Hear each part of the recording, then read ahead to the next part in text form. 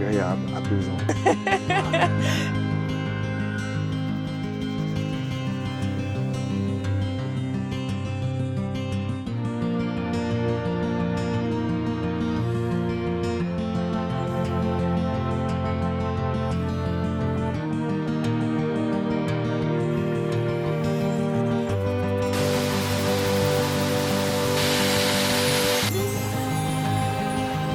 Comité du tourisme. Comité du Faut pas fâcher mes petits camarades des offices, parce qu'il y a aussi des présidents d'office du tourisme en Guyane. Intéressant.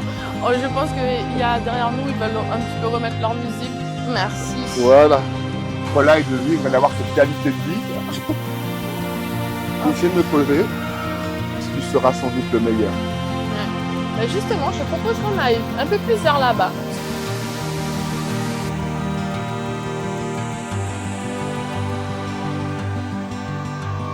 Hello, bienvenue à tous dans ce nouvel épisode de Visage de Guyane. On est dans la commune de Roura, une commune que vous l'avez compris, on l'aime beaucoup. On est à proximité de Cayenne et pourtant on est complètement dans une autre ambiance.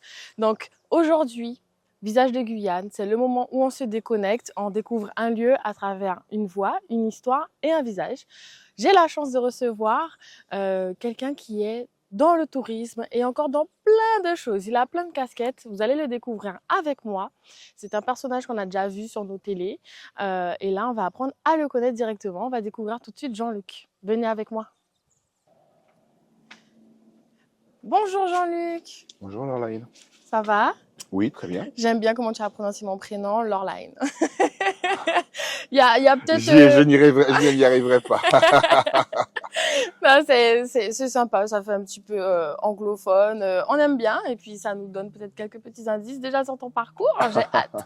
J'ai hâte de découvrir. Déjà, merci d'avoir accepté l'invitation pour Visage de Guyane. C'était une suite logique que tu fasses partie des invités puisqu'on voyage dans toute la Guyane.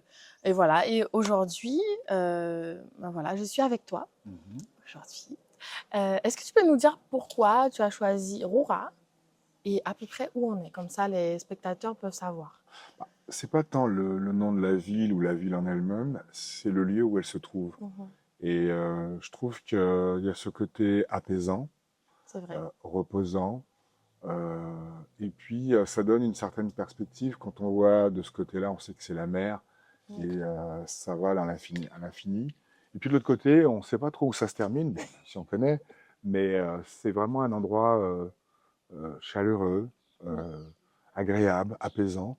Et puis à quelques minutes des turpitudes de Cayenne. C'est ça. Et ça permet très rapidement de s'évader, ce qui est la chance de notre territoire, et de pouvoir voir d'autres choses. C'est vrai que cette vue, moi, je m'en lasserai jamais à chaque fois quand on peut venir à Roura et avoir ce beau spectacle-là. C'est vrai que de venir comme ça sur cette petite terrasse, j'avais jamais fait et d'avoir cet angle de vue-là, parce que moi, souvent, je vais au débarcadère, enfin souvent, à prendre avec des pincettes, quand je dis souvent, parce que je suis une cayennaise. Mais quand je suis venue à Roura, c'est vrai que c'était plus orienté de l'autre côté. Et là, de voir, et c'est vrai qu'on ne sait pas en fait où ça se termine et c'est vraiment très très beau. Franchement, c'est très très beau. Écoute, peut-être que c'est un petit indice un petit peu sur toi où tu viens te reposer un petit peu. Ça montre un côté un peu plus apaisant parce que j'imagine que toi, ta semaine, ça doit être du droite à gauche, etc. Est-ce que tu peux d'ailleurs te présenter pour le peu de personnes qui ne te connaîtraient pas encore? Je crois que je suis quelqu'un qui se cache pas des médias, donc qui médiatise beaucoup son action. Je vous dirais, on va commencer un petit peu par rétrospectivement. Je dirais, voilà, maintenant 4 ans que j'ai choisi de servir mon pays. Et je ne cacherai pas que j'en suis très fier. C'est pas toujours facile, mais la Guyane, c'est pas qu'un pays, c'est une âme. C'est vrai. C'est un peuple, c'est une culture, et ça mérite vraiment de s'y attarder, de prendre un petit peu de temps pour elle. Et moi, je crois beaucoup en ce pays, je crois beaucoup aux enfants de ce pays, et je suis convaincu que ce pays deviendra dans très peu de temps quelque chose de très important. Ah, j'aime bien. J'aime bien entendre ça, moi. Les personnes qui parlent positivement de la Guyane, moi, je valide ce discours. Oui, mais je le dis assez naturellement parce que je suis peut-être dans un endroit assez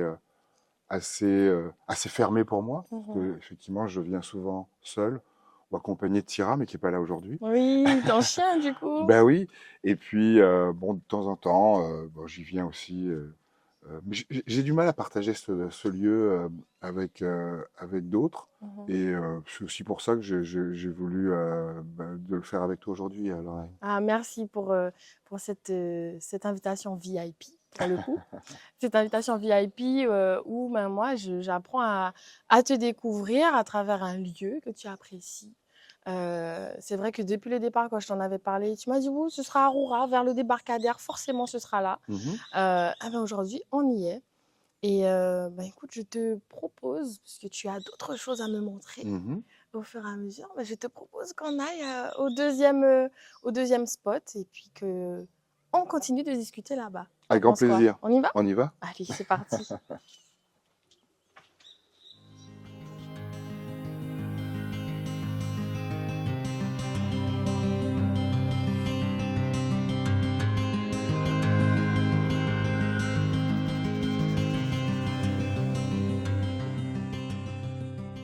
Donc Jean-Luc, on est où? Ben là où il y a un petit peu plus de monde, Mhm. on est en pleine nature Ouais. et c'est un rendez-vous sympa où beaucoup de gens en Guyane viennent se détendre, profiter de la nature, écouter de la musique aussi. Ouais, on le voit. Hein. Voilà. Mais c'est bien parce qu'il y a des enfants, il y a des Ouais. gens moins jeunes, des jeunes. Enfin, il y a un petit peu de tout, quoi. Et Ouais. c'est ce qui est sympa. Et je trouve que d'être à 30 ou 40 kilomètres de Cayenne et être en pleine nature et voir des gens qui viennent, qui s'amusent, qui sont en communion avec la nature, moi, je Ouais. trouve ça sympa. Ah, mais franchement, c'est top. On est à Fort-Gassier. Mhm. Il y a les chutes. Bon, on a différents groupes de musique. Hein. Ouais. Et tu vois, là, on reconnaît aussi les différences de culture en Guyane. Oui. Hein. Voilà. Et donc, c'est pour ça, si vous entendez un petit peu de musique en fond, c'est tout à fait normal. Oui. Mais tu vois, ça reste quand même, comme tu disais, convivial. On retrouve les gens. C'est sympa. Mhm. Et justement, est-ce que tu peux me parler un petit peu plus de toi? On parlait un petit peu, on a fait la rétrospective, mais si on peut, voilà, que tu me dises un petit peu, Jean-Luc Le Ouest, ça a commencé où? Bah, c'est pas toujours un exercice facile de parler de soi, Ouais. parce que moi qui parle toujours pour l'intérêt général, de parler de soi, c'est jamais, bon, c'est toujours un petit peu plus compliqué, même si, bah, moi je veux dire, j'ai un parcours enfant de ce pays, qui a envie d'avoir une activité qui serait toujours en contact avec les autres. Ouais. Parce que moi, les autres me manquent quand ils ne sont pas là.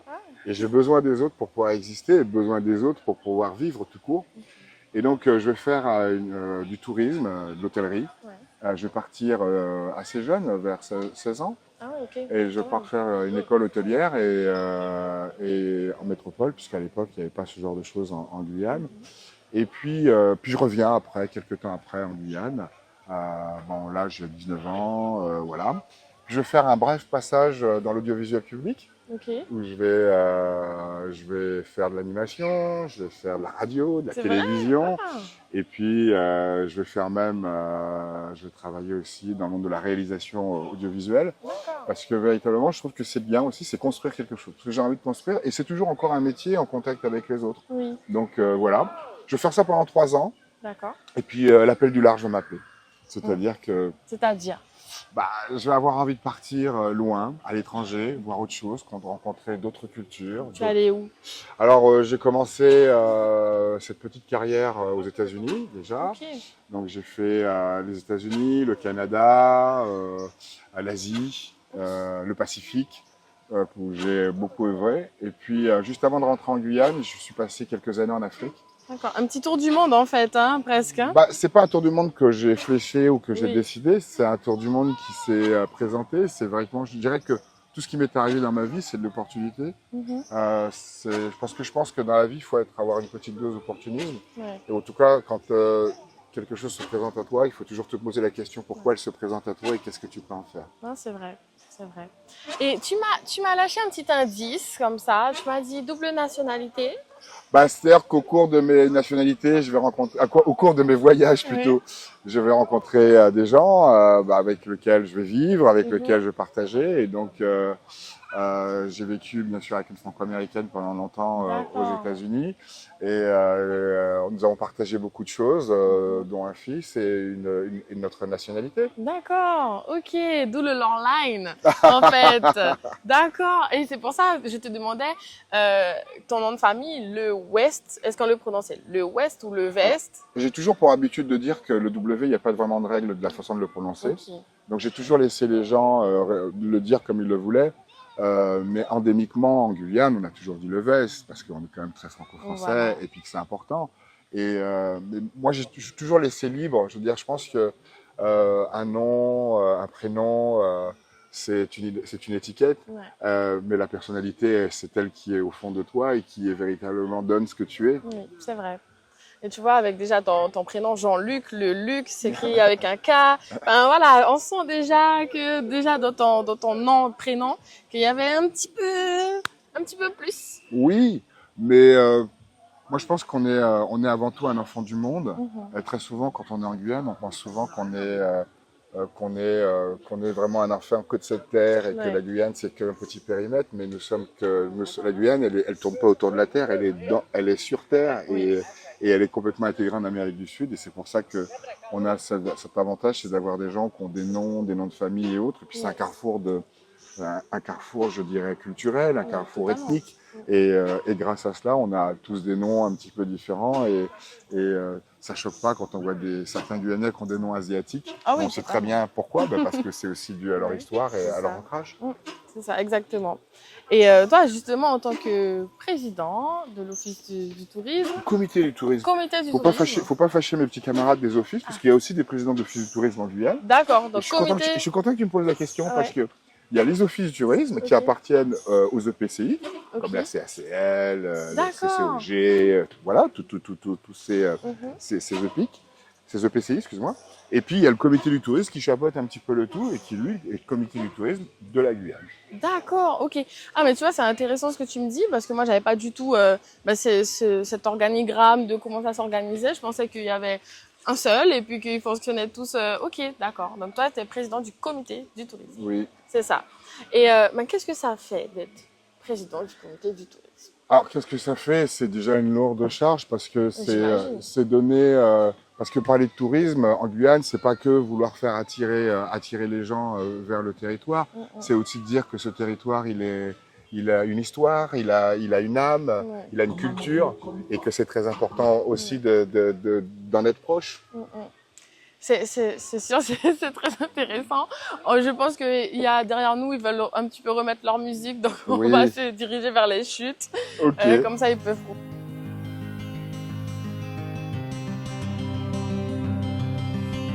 Merci. Voilà.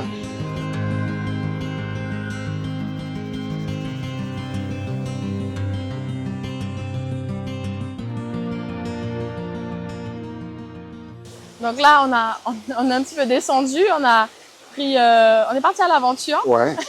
J'ai eu un tout chaud en petit plus. peu. Ah ben là, pour le coup, il fait bon, mais comme on est couvert, il n'y a pas trop de vent qui passe. Mhm. Mais en soi, les personnes généralement quand elles viennent, elles se baignent. Donc dans l'eau glacée, J'en ai vraiment envie. on ira après. On leur montrera pas, mais on ira se baigner. Et sur le chemin pour descendre, tu m'expliquais que tu avais fait la descente Saint-Georges-Camopi Oui.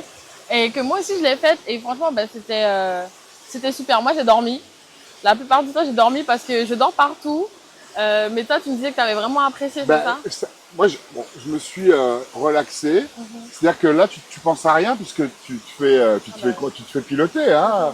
Mais tu as juste à regarder, c'est tout ce qui t'entoure. Ouais. Et je pense que c'est presque dommage de faire ça en avion, d'aller à Camopi en avion, que de le faire en pirogue. Et moi, je me dis, s'il pouvait vraiment exister des départs réguliers le vendredi soir, le samedi, et revenir le dimanche, ça serait super parce que c'est vraiment un endroit qui est magnifique. Moi, je l'ai surnommé, alors je pense que d'autres l'ont fait aussi, mais j'appelle moi Camopi la petite Venise de Guyane. Ah ben oui, puisqu'on se déplace que en canot. Voilà, et moi je trouve ça génial, parce qu'à un moment, tu es d'un côté du fleuve, et tu sais pas que tu es au Brésil, C'est ça. et Ouais. d'un côté, tu es en Guyane, mais je trouve ça génial, et puis les gens, eux, quelque part, ils vivent là, Ça. et eux, appartenir à un pays ou à un autre, bah, c'est pas leur problème. Voilà. Donc ça, je trouve ça génial. Ouais, c'est leur réalité, ouais. Et c'est ça que je voudrais faire partager à des milliers de personnes, c'est-à-dire que cette aventure, cette expérience qui est riche, parce que c'est aussi notre pays.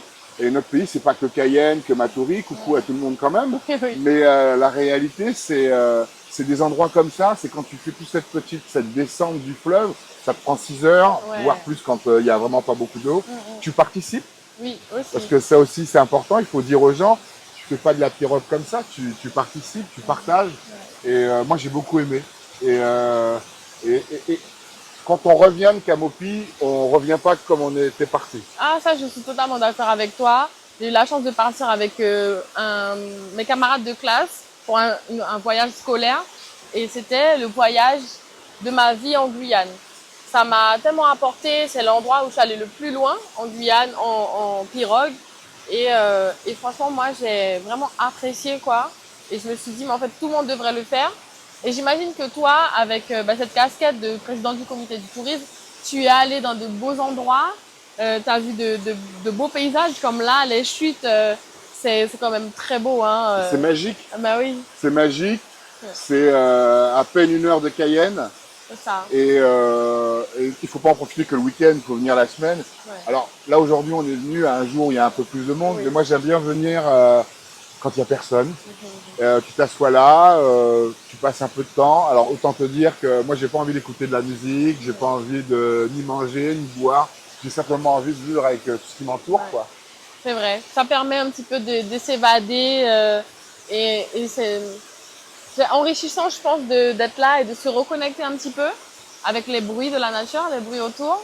Et bah écoute, je suis très contente que tu m'emmènes ici, hein, redécouvrir parce que bon, j'étais déjà venue à Fort-Gassier, mais ça faisait très longtemps que je n'étais pas revenue et c'est toujours un plaisir de pouvoir venir. Et tu sais, ça me vient à l'esprit qu'il y a quelques années de ça, il y a les candidates de Miss France Oui, qui sont venues en Guyane. oui, je connais bien l'histoire. Voilà, c'est ça, parce que tu as été l'un des maillons très importants pour que ça se fasse. Oui. Est-ce que tu peux nous en dire plus? Comment ça s'est passé? Comment vous l'avez vécu? Moi, alors j'aime pas avoir la paternité des choses qui ne sont pas les miennes. Et moi, je rencontre, en tout cas pendant ce mandat, il y aura de belles rencontres et je vais rencontrer une dame qui s'appelle Nathalie Vernet. Oui. Nathalie va me faire la proposition d'un truc complètement fou. Elle m'a dit, si on faisait venir les 30 candidates à l'élection de Miss France. Je dis Nathalie quand même, en Guyane, pourquoi pas. Mais j'adore les challenges, comme elle. Et en très petit comité, parce que je crois beaucoup aux choses qui se fabriquent en petit comité, on a organisé ça. Ouais. Et on a commencé à faire du lobbying auprès de, je dirais, la société Miss France. Oui. Il a fallu les convaincre. Ah bah. Ensuite, il a fallu signer une convention. Après, il a fallu aller chercher les budgets. Et puis, on l'a fait. Et puis, tellement que je pense qu'on l'annonce en juillet, au moment de l'élection de Miss Guyane. Mais les gens sont pantois, mais ils n'arrivent pas à y croire vraiment. Et quand on va annoncer quelques jours avant, 3-4 jours avant, que finalement on va le faire, moi je combine avec une réunion que j'ai à Paris et je vais les chercher aussi. Ah. Et quand je me retrouve à Orly, en train d'enregistrer mon petit bagage et tout, et que je vois ce groupe de Miss qui était là, et que Madame Fabre qui les accompagne me dit mais venez prendre une photo, et je m'aperçois finalement que ça va être le buzz pendant 8 jours. Ouais. Parce que à Orly, il y avait une nuée de photographes. Je crois que j'ai jamais été pris en photo autant. Alors c'est pas pour moi, c'est pour elle, hein, bien sûr. Oui. Mais c'était génial. Et les 8 heures de vol, on les a pas sentis. On a eu droit à une annonce à l'arrivée à Cayenne de Miss France. On a eu, bon, enfin, je veux dire que l'avion pendant 9 heures a volé aux couleurs de Miss France. Et je crois que de mémoire de Guyanais, on n'oubliera jamais, l'arrivée des Miss sur le tarmac de l'aéroport Félix Éboué. C'était un grand moment, un moment fort, parce que lorsque Nathalie est arrivée au pied de l'avion et m'a dit tu as vu, on l'a fait. Ouais, bah et on l'a vraiment fait. Après, tout le monde nous dit mais est-ce qu'elles vont pouvoir supporter, vivre dans la forêt et toutes les activités qu'on leur a préparées pendant ces presque 8 jours, quoi. Pendant cette semaine-là, ça a été génial. Elles ont adoré. J'ai eu la chance d'avoir rencontré d'autres Miss France après. Et toutes se souviennent vraiment de ce voyage en Guyane. Ouais, ah, c'est génial. Non, puis j'avais l'impression quelquefois d'être bosselé avec toutes les drôles de dames. Non, mais c'est vrai, moi j'étais là à l'arrivée des candidates à l'aéroport et j'ai senti une énergie. C'est comme si on avait envie de leur montrer, vous êtes jamais venus chez nous, et ben on va vous montrer que vous avez eu tort d'arriver que maintenant chez nous. C'est sûr. Et on va vous donner envie de revenir. Il y avait une énergie, il y avait une ambiance, un accueil vraiment incroyable que même moi en tant qu'ancienne Miss Guyane, j'avais des paillettes dans les yeux et de voir Audrey qui était à ce moment-là Miss en titre, je me suis dit mais quelle chance de pouvoir accueillir les gens chez soi. Et après j'ai vu un petit peu tout le programme qu'elles ont fait, les choses, les activités. Et moi je me suis dit j'espère qu'elles vont avoir un bon souvenir de la Guyane. Et quand j'ai eu la chance de recroiser les candidates et aussi le staff que moi je connais puisque j'ai fait mon année Miss France auprès d'eux, ils m'ont tous dit, mais la Guyane, c'est incroyable en fait. Ils étaient ravis de comment ils avaient été accueillis, tous les paysages, tout ça. Ils étaient vraiment surpris et se disaient, mais en fait, c'est aussi bien que les Antilles, puisqu'ils avaient l'habitude d'aller en Martinique, en Guadeloupe. Et ils étaient vraiment charmés par la Guyane. Ils ont dit, ils oublieront jamais la Guyane. C'est quand même, je dois reconnaître, c'est quand même vachement atypique. Ouais. Ils ont l'habitude d'aller dans des endroits, la mer bleue, le sable blanc, les cocotiers, bon, des choses qui sont très jolies aussi, hein, qui ont leur identité, des lieux. Et là, on leur proposait d'aller, de sortir de leur zone de confort. Exactement. Et d'aller dans un lieu qu'ils ne connaissaient pas, qui n'était pas forcément très populaire comme ça au départ.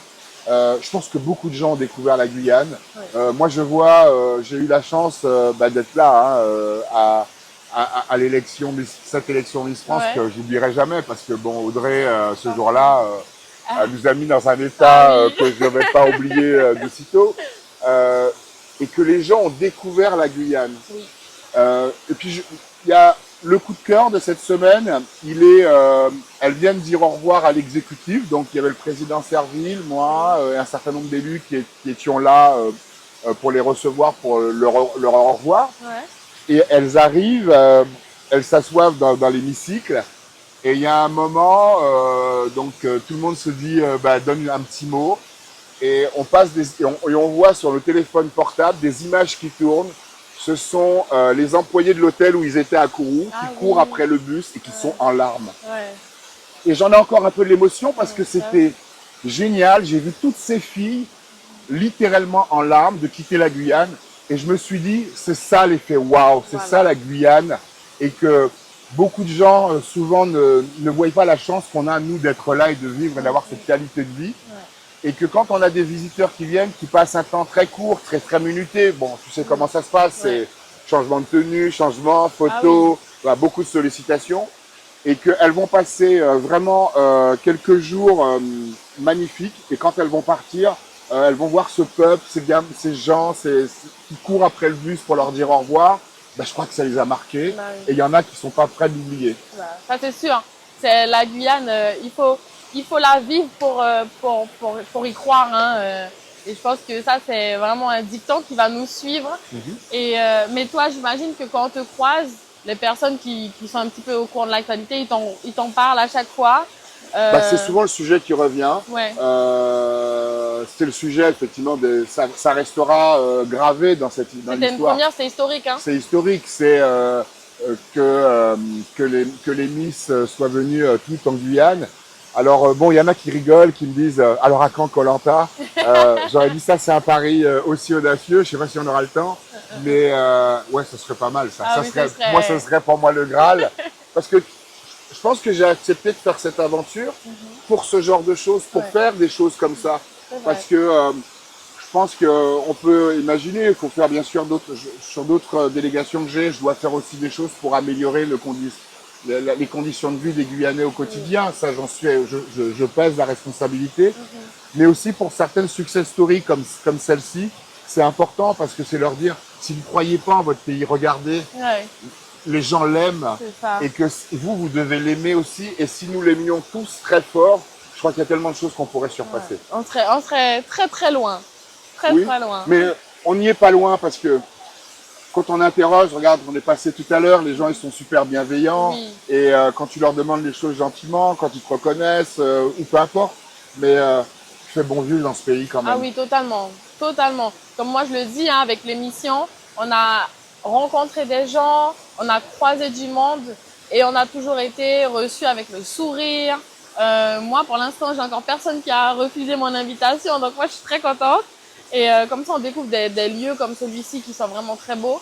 Et voilà. Mais du coup, revenons un petit peu à toi. Oui. Donc toi, tu as plusieurs casquettes. Donc, Oui, c'est ce qu'on m'a représenté il n'y a pas longtemps. cette casquette de président du comité du tourisme. Récemment encore, on t'a vu au devant de la scène par rapport à ton actualité. Est-ce que tu peux m'en dire un petit peu plus de Jean-Luc dans ses activités professionnelles et après dans tes activités un petit peu à toi quand tu as le temps? Alors, moi, il y a les activités professionnelles, c'est le premier, c'est vraiment le point important parce que tout a commencé par ça. Oui. Et il faudrait que jamais j'oublie par où ça a commencé. Donc mes activités professionnelles sont importantes avec le lot de difficultés que ça apporte.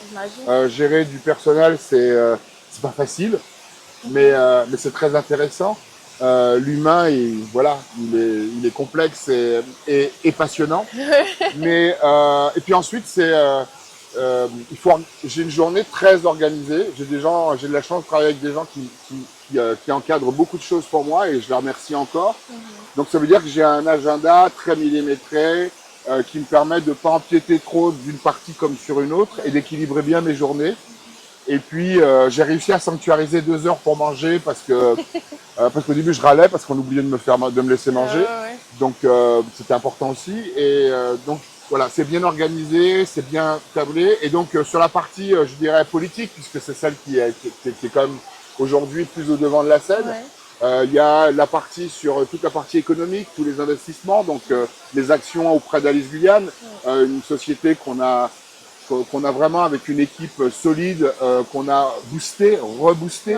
Je rappelle, c'est quand même Alice Guyane, ça existait depuis 2004, donc c'est pas d'aujourd'hui quoi quand même. Donc certains semblent le découvrir, mais il y a eu aussi d'autres personnes aussi qui ont été là avant moi, qui ont porté leur pierre à l'édifice pour donner ce que je fais aussi aujourd'hui. Il m'a permis de faire ce que je fais aujourd'hui avec cette institution financière qui permet d'aider les entreprises et qui aujourd'hui est partie dans une très grande aventure, comme tout le monde sait, c'est l'aéroport. Ouais, l'aéroport. Mais c'est pas un Graal. Tout ce que je fais s'imbrique. C'est-à-dire le comité du tourisme. Tout le monde m'a connu mes actions parce que j'ai voulu vraiment faire beaucoup de choses pour développer l'aérien à travers mes activités touristiques. Je voulais vraiment, parce que sans aérien, ben, ça sert à rien, on peut pas. Donc j'ai essayé de faire venir des compagnies, j'ai fait venir aussi. Mais voilà. Et puis voilà, ça tombait presque, ça coulait de source. Alors aujourd'hui, c'est très complémentaire, l'aéroport, le comité du tourisme et puis le développement économique, qui est là aussi pour améliorer le quotidien de nos compatriotes. C'est pas facile dans un contexte qui est anxiogène, qui n'est pas favorable aux investissements, qui n'est pas aujourd'hui stimulant. Mais si je pouvais dire quelque chose, c'est que je vais penser aux plus petits d'entre nous. Je vais penser à eux surtout, qui eux ont besoin peut-être un peu plus aujourd'hui de mes actions, de mon engagement et surtout avec les outils qui sont à ma disposition. C'est pas si facile que ça. Tout le monde voudrait que ça se fasse d'un claquement de doigts et tout de suite parce que tout le monde voit midi à sa porte. J'adorais, c'était une expression que ma maman adorait dire encore d'ailleurs. C'est dire que vraiment chacun voit le soleil briller et pense pas que l'autre aussi en a un petit peu besoin. Et c'est peut-être ce que j'essaye de dire, c'est qu'il faudrait qu'on ait vraiment plus une action collective pour que tous ensemble, déjà avec l'amour de notre pays, on puisse s'en sortir. C'est vrai que quand des annonces comme ça sont faites, on a cette urgence de voir les choses, que ça soit réalisé comme ça. Mais bon, il faut le temps que tout se mette en place et puis que ça se fasse. Mais moi j'ai de voir que ce genre de choses se mettent en place, ben ça me donne espoir parce que souvent quand je discute avec certaines personnes, ils nous disent oui, je sais pas, dans 10 ans, où sera la Guyane, hein? Mais moi j'ai 25 ans, donc moi j'ai envie de voir la Guyane bien. Bah, moi c'est plutôt c'est à des gens comme toi, vraiment dans ta tranche d'âge, que j'ai envie de m'adresser, leur dire la vie est pleine d'espoir. Oui, il y aura des moments difficiles, mais c'est vous qui portez la Guyane. Moi, j'estime que je suis arrivé en politique très, très tard et que je vais pas non plus y rester très longtemps. Mais s'il y a une chose que j'aimerais apporter, c'est de donner de l'espoir à des gens qui ont ton âge, qui forcément n'ont pas une visibilité sur la retraite, n'ont pas de visibilité sur certains avantages sociaux, mais qui ont envie de vivre dans une Guyane où ils pourraient créer et apporter eux-mêmes pour la construire. Et c'est ça qui est important pour moi, c'est de vraiment dire que c'est à vous que j'ai envie de m'adresser, c'est à vous que j'ai envie d'être guidé, et pas à certains qui veulent renforcer leur intérêt ou effacer ceux des autres, mais véritablement ceux qui ont envie de partager et créer pour leur territoire. Et ce qui me fait vraiment plaisir, et je ne serai pas plus long, c'est que depuis que je suis arrivé auprès de Gabriel Serville à l'exécutif, je vois beaucoup de porteurs de projets qui sont jeunes. Ouais. Et ça me dit, ça c'est gagné. Certains d'autres élus, à ma place, il y a quelques années, auraient eu plus des gens qui seraient venus avec un CV pour leur dire tu peux me trouver un poste à la CTG, au CTG ou ailleurs. Aujourd'hui, vous avez plutôt des jeunes qui vous disent tu peux pas m'aider à juste monter mon projet. J'ai un projet, ouais. Voilà, et puis j'ai pas beaucoup de sous. Si tu pouvais m'aider à compléter ce projet, ça serait super. Mais je vous assure qu'il y a franchement, il y a des projets qui sont super sympas et qu'il faut vraiment leur donner leur chance parce que c'est avec ces projets-là qu'ils feront la Guyane de demain. Bien sûr. Et puis, il y a de la place pour tout le monde. Il y a beaucoup de gens de mon âge qui se brisent, qui se disent oui, mais il y a déjà d'autres gens qui font ça. Je dis, mais aux Antilles, il y en a 3000 qui ont la même idée. Ils ont tous lancé leur idée, mais il y en a 100 qui fonctionnent. Nous, on en est loin, un ou deux en soi. Alors, je parlerai une petite note de politique dans notre rencontre. C'est on n'a pas été habitué, on est dans ce qu'on appelle une économie de comptoir. Ouais. Tu n'achètes pas cher pour acheter cher. Et puis, tu évites d'avoir un autre qui vend la même chose que toi. Ça, c'est pas la réalité. On est en 2025. Aujourd'hui, c'est l'économie de marché. Et d'avoir un concurrent qui fait la même chose que toi en face de toi, ça t'oblige à quoi? D'être meilleur que lui. Exactement. Et c'est ça, c'est d'avoir la meilleure idée que lui, c'est d'avoir le meilleur business model, c'est d'avoir le meilleur client. Et puis finalement, c'est d'être meilleur sans chercher à le nuire ou à le détruire. Et c'est ça qui est important. Parce que vous vous apercevrez au bout d'un moment, l'un et l'autre, que vous vous challengez. C'est ça. Et que grâce à vous, vous faites monter votre filière, votre métier et en même temps la Guyane. Ouais. Moi, c'est ce que j'essaye de faire comprendre à chaque fois que j'ai des amis qui me proposent des projets, qui se découragent un petit peu. Je leur dis, mais non, vas-y, fais. L'autre, c'est pas exactement la même chose. On a tous des façons de voir différentes. En Guyane, on est rempli de mixité. Donc, tu vas parler à certaines personnes, lui va pas parler à d'autres. Bon, voilà, c'est ce que j'essaie de faire passer comme message. Et donc, tout plein de casquettes. Jean-Luc L'Ouest, tout plein de casquettes. Je veux vraiment dire que c'est pas une question de casquette. Ça peut donner ça de l'extérieur et je comprends les gens qui le pensent et qui le disent. Ouais. Et je leur donne raison quand ils ont un jugement primaire juste en voyant la liste. Mais quand on regarde en détail, et souvent c'est ce que les collaborateurs qui travaillent avec moi me disent, tout ce qui a été fait, c'était pour imbriquer et pour pouvoir être à vous seul une task force au service de notre territoire. En fait, tu as une seule grosse casquette bien lourde. Oui, c'est celle que je porte déjà à la mienne, qui est déjà ma propre vie, qu'il faut porter, qu'il faut assumer, et puis qu'il faut dans ce grand nuage apporter ta personnalité. Et je pense que quand tu donnes sans compter, quand tu donnes sans calculer, quand tu donnes sans vouloir recevoir, forcément tu fais de meilleures choses. Ah, mais j'aime beaucoup cette phrase-là que vous venez de dire. C'est très inspirant. C'est très, très inspirant. Moi, j'essaye tous les jours de me le dire. Je disais l'autre jour à un de mes collaborateurs, parce qu'une dame est venue, m'a dit je tenais à vous remercier de tout ce que vous faites dans le tourisme et ailleurs pour la Guyane. Et j'étais, comme à chaque fois qu'on me le fait, ça m'interloque, ça m'émeut, c'est vrai.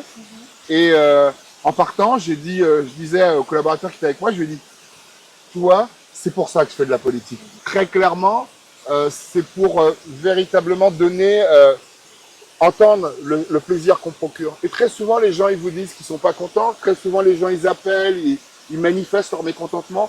Et ils oublient que derrière chaque élu, chaque personnalité, il y a une âme, il y a une personne qui essaye de faire des fois de son mieux et qui a juste envie d'entendre. C'est bien et je vous remercie. Et ça vaut tout l'or du monde. Et surtout pouvoir faire du bien à son peuple, je crois qu'on peut bien dormir la nuit. Voilà. Donc, si vous croisez Monsieur L'Ouest, n'hésitez pas à lui dire les choses aussi positives. Vous lui dites, voilà, j'ai un projet. Et puis, J'aime bien ce que vous faites. Voilà. Mais moi, je te propose qu'on descende encore un petit peu. Comme ça, on aura vraiment les chutes comme ça. Et on y va? Ok.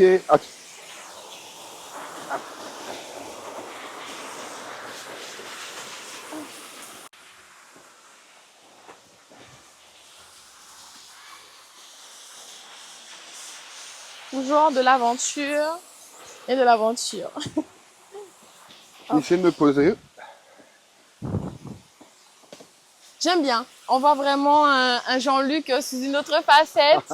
Moi, j'avais l'habitude de te voir. Tu vois, automatiquement, quand je pense à toi en costume, cravate, le vous revient. Mais voilà, j'ai l'habitude de te voir en costume, cravate, dans des institutions, à chaque fois. Et là, on te voit sous un autre angle. Ouais. Voilà, un peu plus détente. Mais c'est moi dans toutes les. Bah, c'est moi avec toutes ces facettes, mais bah, je reste une et une seule personne, Ouais, c'est quoi ça. qu'il arrive. On voit l'être humain derrière l'homme politique, le président, ceci, le cela. Il manque juste Tira. Oui, Tira est pas venu. C'est ton chien. Tira, oui, c'est un compagnon, hein, donc qui vit avec nous depuis de nombreuses années. Moi, je trouve ça magique, ce qui peut exister entre un chien et son maître, ses regards silencieux, ses besoins de se toucher, de respirer, les mêmes choses. Et moi, souvent, je viens me balader aussi avec lui, et je crois que son intérêt, c'est pas l'endroit où on est, c'est d'être avec son maître. Et ça, je trouve ça génial. Mais c'est de l'amour sans parole. Tu te rends compte? Oui. Moi, je suis une fan de chiens, une fan d'animaux en général, mais les chiens, vraiment, ils ont mon cœur. Et la dernière fois quand on discutait, j'ai vu à quel point tu parlais avec amour de ton chien. Bah et oui. j'ai dit non, il faut que je le casse dans l'interview. Et après, il faudra qu'il regarde l'émission. Je vais regarder. Oui, parce que bah, il vit, cet animal, il vit au cœur de la famille. Et ce que je dis, et je comprends les gens qui ont des animaux domestiques, c'est c'est un être vivant qui partage ta vie, qui est là parallèlement, qui fait plus ou moins de bruit, mais qui n'a pas la parole, mais que tout est dans la gestuelle, dans le regard, dans l'attitude. Et quelquefois, on devrait en tirer quelque chose, nous humains, parce que on a peut-être perdu certaines valeurs qui sont des valeurs sensitives, olfactives. Et ça, c'est super important, et c'est des choses que ces animaux ont et qui vivent depuis la nuit des temps à nos côtés. Parce que partout il y a un homme, partout il y a de l'homme, il y a un chien. Moi, je trouve ça magnifique. C'est partout dans le monde où il y a des hommes, il y a aussi des chiens. Donc, ça veut vraiment dire que cet animal, il est là, il vit à nos côtés. Il est quelquefois, un peu immunodépendant de nous. C'est-à-dire que sans nous, il ne peut pas exister. Et c'est pourtant que je dis aux gens, prenez soin d'eux parce qu'ils prennent soin de nous. Ouais, c'est vrai. Ben, ils nous donnent de l'amour comme ça, gratuitement. Je sais pas, si tu vois le regard de ton animal domestique quand il te voit après une journée de travail. C'est... Bon, des fois, oui, on aimerait bien voir ça dans l'œil de l'autre. Ah ben oui, ça c'est sûr. Hein. Mais non, mais c'est pas la même chose. C'est pas les mêmes relations, mais bien sûr.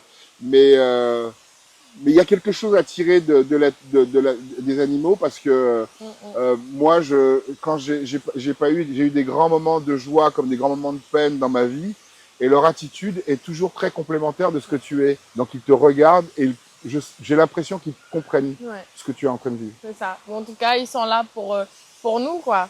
Et tu sais, j'ai une question, des petites questions que je pose à mes invités comme ça qui reviennent. Et ça me fait penser, parce que j'entends entre les moments où on marche et tout, des petites informations, tu sais, on discute. Et donc, tu as été scout. Ah oui, bah, j'étais un gamin quand même, un gamin tonique, on va dire, hein, hyper tonique.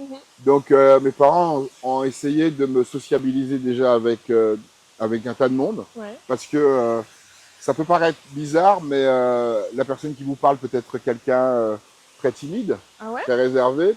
Et que des fois, derrière cette espèce d'ultra communication, bah, c'est peut-être aussi quelqu'un aussi qui a besoin aussi de s'enfermer dans son petit univers, et qui a un peu peur des autres. Et donc, je pense que tout ce que j'ai fait dans ma vie, dans ma carrière, et c'est ce que j'ai envie de dire aux plus jeunes qui nous écoutent, c'est tout ce que vous faites dans votre vie. Mais vraiment tout ce que vous faites dans votre vie, à un moment, ça vous servira. Et même des petites expériences comme d'avoir été scout, savoir allumer un feu, savoir dormir sous une tente, allumer un feu ou attacher un hamac, ben oui, ça te servira. Et puis ne serait-ce que vivre en symbiose avec les autres, c'est important d'accepter l'autre. Et je pense que vraiment toutes les expériences sont bonnes à prendre. Et c'est ce que je dis souvent aux plus jeunes que je rencontre. Je leur dis, mais t'inquiète pas, ce que tu fais là ne te plaît peut-être pas, mais tu verras que dans quelques années, tu adoreras. Ouais. Que tu comprendras que ça t'avait servi à faire quelque chose. Ouais. Chaque étape de sa vie te rend meilleur. Et c'est pour ça que beaucoup de femmes et d'hommes disent souvent que plus ils vieillissent, plus ils deviennent bons. Et moi, je le crois franchement. Parce que je pense que l'être humain s'améliore jusqu'au dernier jour. Comme un bon vieux vin. Oui. Quoique le vin, au bout d'un moment, des fois, il tourne dans notre sens. Alors que l'être humain, je suis sûr, comme les bouddhistes le disent souvent, le dernier jour de ta vie, tu seras sans doute le meilleur. Et je le pense vraiment profond. parce que si tu le vis comme ça et tu le vis intensément, la vie a de l'importance parce qu'elle est créée, mais la mort n'est pas si dramatique que ça parce qu'elle te dit que tu as franchi un cap en toi-même que tu n'avais jamais franchi. Et si tu revoyais le Jean-Luc, je sais pas, je sais pas ce que je lui dirais parce que il a changé, même si profondément ses traits de caractère sont restés les mêmes. Je lui dirais, profite, vis chaque instant de ta vie et essaye de semer le bien autour de toi et de grandir les autres autour de toi, tu te grandiras toi-même. Et je pense que si tu comprends ça, tu comprends beaucoup de choses dans ta vie et il n'y a même pas besoin de philosopher, c'est essaye d'apporter ça tous les jours. Et quand tu es obligé, j'appartiens à un monde où les gens se font des fois du mal, ne se ménagent pas les uns envers les autres. Mais ce que je dis souvent quand je conclue un bras de fer avec un adversaire politique ou autre, d'ailleurs même professionnel, je dis quoi qu'il arrive, tu ne pourras pas aimer la Guyane tout ce que je l'aime et comme toi tu l'aimes. Et c'est ça qui est important, c'est que on a peut-être un leitmotiv, peut-être pas la même façon de le voir, mais on a un truc, c'est ça, c'est ce qui est autour de nous, c'est cette population. Donc c'est en soi que je trouve qu'on est fort. Ok. Et si tu avais un seul lieu que tu pouvais faire découvrir à quelqu'un qui ne connaît pas du tout la Guyane, tu peux l'emmener à un seul endroit, tu l'emmènes où? On en a déjà vu quelques-uns aujourd'hui. Oui. Parce que ces deux endroits ne sont pas très loin, sont accessibles facilement. Il y a un autre endroit que j'aime beaucoup, c'est le Belvédère en allant à Cacao. Ah oui. Et souvent, j'amène des gens, alors c'est plus des institutionnels, des officiels, qui ne se rendent pas compte de la grandeur de la Guyane. Ouais. Et je les amène au Belvédère et je vous dis, voyez, derrière l'horizon, c'est encore la Guyane. Ouais. Et ça, c'est fort.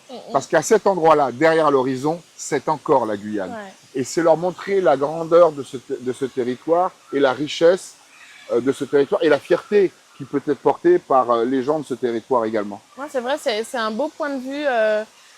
C'est vraiment très joli. Et la première fois que j'y suis allée, c'était toute grande. Et ça m'a impressionné de voir justement cet horizon, tout ça. Donc, ok. Et tu lui ferais manger quoi? Il peut manger une seule chose, après il doit repartir dans l'avion.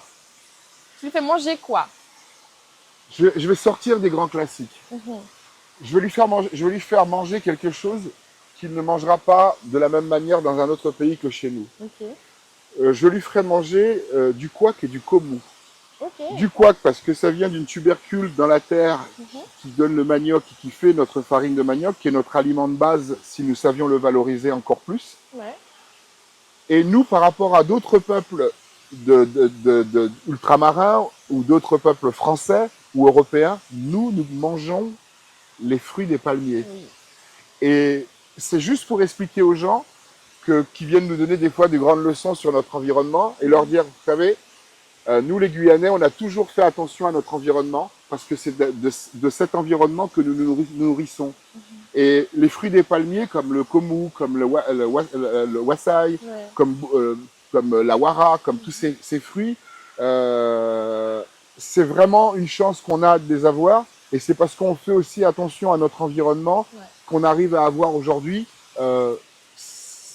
tous ces arbres fruitiers que certains passeraient à côté, ne penseraient même pas à consommer, et que nous consommons depuis très très longtemps. C'est ça, depuis des années, qui ont des valeurs nutritives, qui font partie de notre culture à ce stade, hein, parce que le bouillon d'Awara, c'est une période précise, pour fêter quelque chose de précis. Donc, non, ok, d'accord. Komu et Kwak. J'ai jamais encore eu cette réponse-là dans l'émission, tu vois. C'est bien le premier qui me parle de Komu. Le Kwak, je l'ai eu, avec du poisson, avec on le mange hein, autant que du riz. Oui. Et là, le Komu, c'est vrai que... Le Komu, c'est bon. Alors, moi, je suis pas très sucre, mais souvent, je dis aux gens, avec une demi-cuillère à soupe de sucre de canne. Ok. C'est précis. Parce que ça donne voilà, un autre goût. Et je trouve que ça se marie bien.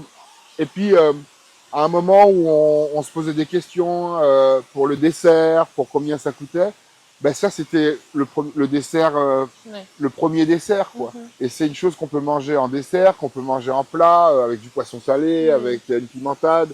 Mais c'est là où on se rend compte que ben, chez nous, on meurt pas de faim, quoi. Et qu'on a plein de choses autour de nous qui nous permettent de nous alimenter. Ouais. Ben justement, je te propose qu'on aille un peu plus vers là-bas, parce que c'est très mignon. Je t'en prie. Et puis, comme ça, on termine là-bas. Et on aura fait tout le tour du lieu. Je voulais vraiment qu'on se rapproche un petit peu, déjà pour avoir accès à l'eau. Oui. Que je puisse tremper un petit peu mes pieds, et après, on va aller se baigner sans que les gens regardent. Et moi, je voulais te remercier de m'avoir fait redécouvrir ce lieu. C'est très joli, c'est très apaisant. Tu vois, plus on avait de la musique, les gens, comme tu disais, bienveillants, on baissait un petit peu la musique, qu'on puisse discuter ensemble. Et on est descendu, on a retrouvé vraiment la nature qui nous a englobés. Donc, je te remercie pour cette proposition. On a commencé au bord de Roura, on a fini là. Avec plein d'anecdotes, plein de choses. Moi, je suis très contente d'avoir pu apprendre à te découvrir. J'espère que les gens qui nous regardent aussi ont pu découvrir une autre facette de toi. Un peu plus décontracte, tu vois, dans ton polo. Voilà, donc franchement, je te remercie d'avoir répondu présent à cette invitation. Pour moi, c'était normal et logique que tu sois présent dans l'émission. Donc, merci d'avoir trouvé une place dans ton agenda de ministre et d'avoir pris le temps de parler avec moi, de te présenter, de me raconter un petit peu ta vie quand même. Tu passeras le coucou à ton chien, Tira. Voilà, et puis j'espère le croiser une fois. Et puis nous, on se dit à très bientôt. À très très bientôt. Au revoir à tous. Au revoir, à bientôt pour un autre épisode de Visage de Guyane.